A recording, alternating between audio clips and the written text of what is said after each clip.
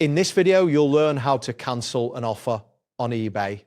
Following these steps will help you successfully remove an offer you no longer wish to keep active. Begin by logging into your eBay account. Once you are signed in, navigate to the My eBay section, which is typically located in the upper right corner of the homepage. From there, look for the offers section where you can view all your active offers. It is essential to locate the specific offer you want to cancel. Ensure that the offer has not been accepted by the other party, as this will affect your ability to cancel it.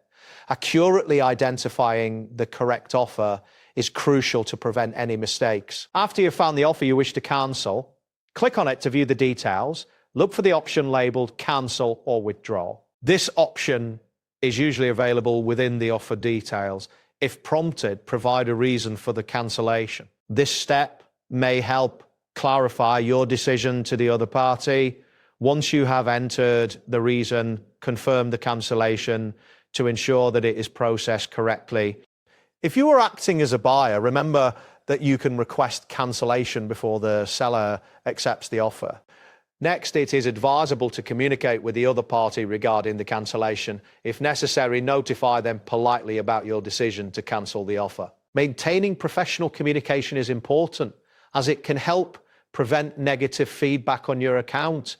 Be sure to monitor the status of the offer to confirm that it has been successfully cancelled. This confirmation is vital to ensure that all parties are aware of the change. Keep records of your cancellation and any communication you had with the other party for future reference. Proper documentation can be beneficial if any issues arise later. Good communication practices help maintain a positive reputation as either a buyer or seller on the platform. Remember that eBay values transparency and professionalism among its users. That wraps up today's guide. Thanks for watching, and catch you in the next tutorial.